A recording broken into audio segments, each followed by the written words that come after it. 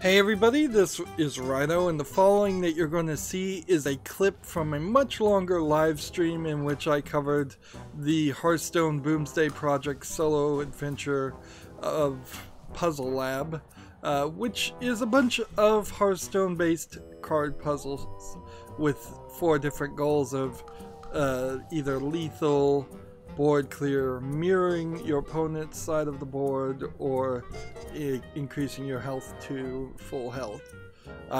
With the exception of the last handful of puzzles in the final tiers, I found most of these puzzles super simple, and because of that, I really don't feel like you're going to be very satisfied if you have to look up the solution, or if you do look up the solution without at least giving it a good 20 minutes to an hour. However, there are some that will undoubtedly confuse quite a few people, and that's what these solutions are for. Now, because this is a clip, it's just going to clip into the solution. You may not understand what I'm saying. I may get cut off, and that is fine. Remember, once you know the solution, you can't unknow the solution. So consider that before you watch too. And finally, I would ask that you like this video and subscribe to my channel. And when you subscribe to my channel, make sure you click the notification bell. Thank you. Here's the clip. Math, but math nonetheless.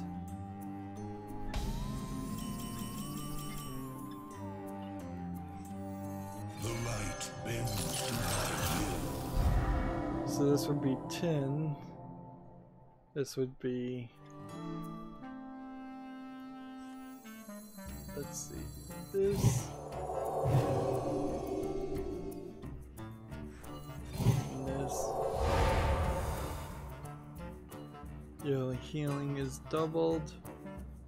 We'll see then if this adds 16. It does.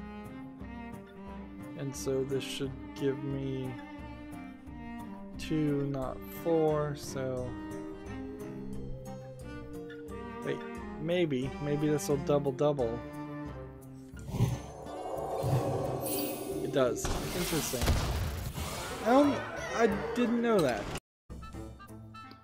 So that was the solution to that puzzle. I'd like to take a moment to just share my general thoughts of the puzzles in general.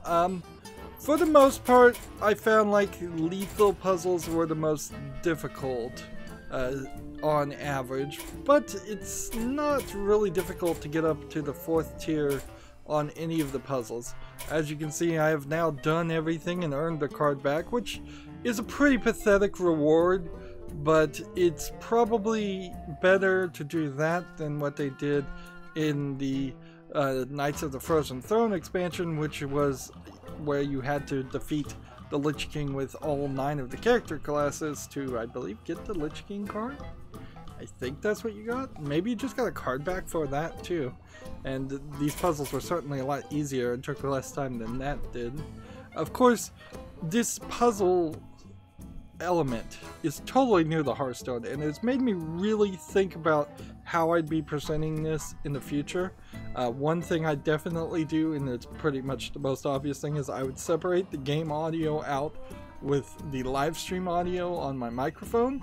That way I can have long live streams where the audio is available, but I can also have footage where it's just the Hearthstone sound effects and music playing, and then it would make these clips look a lot better and make a lot more sense, because undoubtedly, at least in some of these clips, I'll be halfway through a sentence and people won't hear what I'm saying or understand what I'm saying. I felt like the mirror cards puzzles were sort of underused. I kind of would like to look at the numbers, but they don't really show it, so it's very possible that the first tier of Lethal had 7 puzzles, and the first tier of Lethal of Mirror had like 5 puzzles, because they don't make that super obvious. The thing this expansion really needs is a submenu, so you could click on one of these groups and then pick a puzzle that you want to go back and play. At the moment, if you want to go back and play anything, you would just have to start from the beginning and cycle through it again, which is frustrating. Certainly, it's just a lack of replayability. There was a super hard 999 damage full Northshire puzzle for the final lethal spell, and then there was a rather hard couple of final tier board clear puzzles that in total I spent probably 15 hours on just those 3 puzzles of 35 hours of streaming. And of course, when I was streaming, I was also in the middle of insomnia, so I wasn't really sleeping that well, and I was streaming while I was half asleep, and that's certainly not a great way to try and do puzzles. But also, it's kind of hard to pre-record that footage when it was brand new, as certainly streaming was the right way to go for my channel. I got lots and lots of subscriptions and views for it. Board clear puzzles are alright, and survival puzzles are alright, although there were a couple times in the survival puzzles where you really were surviving via different means than just healing yourself. So had they broken up survival puzzles into give your hero immunity puzzles, set your hero to or increase your hero's armor puzzle above the 40 damage that it was going to do. There was, I think, one other way that some of the puzzles had you do other things other than increase your health. There's about 4 or 5 different types of puzzles they're putting under survival, which could have been broken down, and certainly that would have been it. I've seen some thoughts of people asking Activision Blizzard if they were going to let players create their own puzzles. They said that was a great idea, but they have no plans to do it, so take that for what that is. I think that would be a great idea. I think puzzles could replace tavern brawls very easily, or at least they could swap between puzzles and tavern brawls. I kind of hope there isn't a daily quest that shows up where you have to do 5 puzzles to get 50 gold, because that would be annoying, particularly for people who have already finished it. Survival puzzles were fine, and board clear puzzles were a little hard, and mirror puzzles were fine. I think lethal really stood at least a couple steps higher than in difficulty on average than any of the other puzzles. But there's also problems with a lot of the puzzles that were given in this expansion. They just didn't do a good job, in my opinion, of using cards that already existed. There's a bunch of cards from previous Solo Adventures expansions that have never been used in regular gameplay. They didn't bring any of those back. There's a lot of heroes that could have come back from the old Solo Adventures too. There's a bunch of cards that are wild that they really didn't play too much with any of those, and they really didn't play with the cards that are standard either.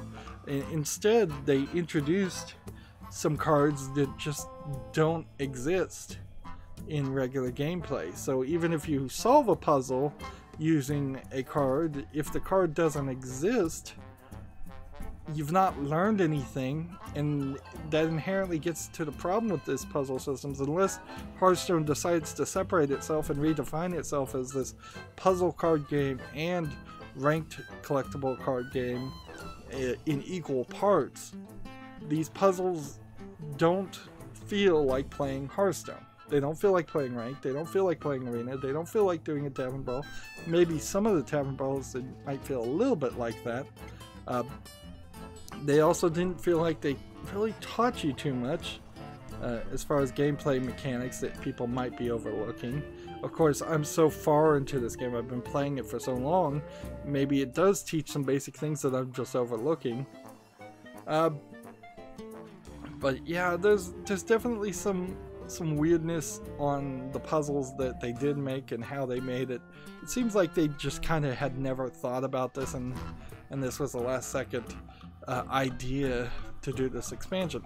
Which is weird because this expansion came way too early and has really messed up my schedule and overcommitted me to doing a lot more work, editing out so much of the footage down into just short, often less than a minute clips of the successes, whereas Hearthstone in general is the game that I can rely on to not force me to do any editing or any extra work.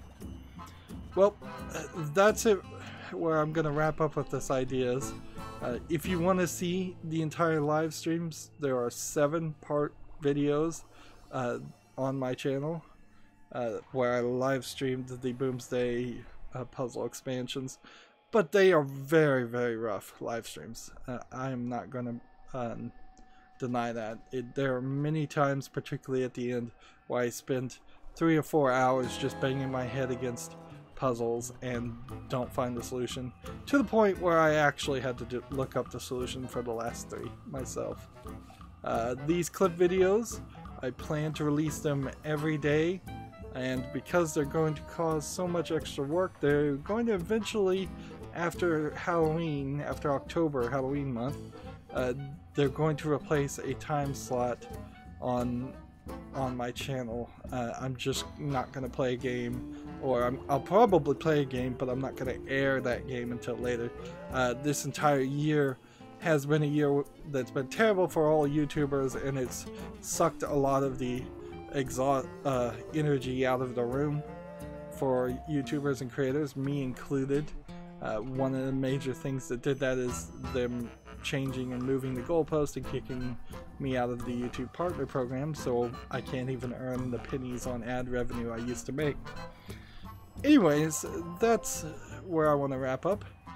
I end all my episodes the same way. I ask you to like this video, I ask you to share it with your friends, I ask you to comment, I ask you to watch every second of all my videos, because that tells YouTube's algorithm that my videos are worth watching.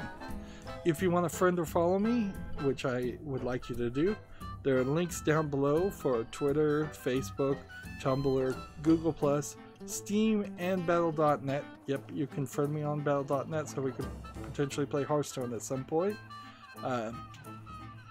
Also, if you want to support my channel, right now I'm asking people to friend me on Steam and gift me a game that way. Either you pick a game from my wish list or just a game you'd like to see me cover. If I do get a game gifted to me, it's going to be at the highest of priorities to cover. And if you don't want to pick, you can also gift cards through Steam. Or if you happen to have a Steam code through a different third-party site, you can just send that code to me through Twitter direct message. And I think that is it. So thank you for watching. Have a good evening.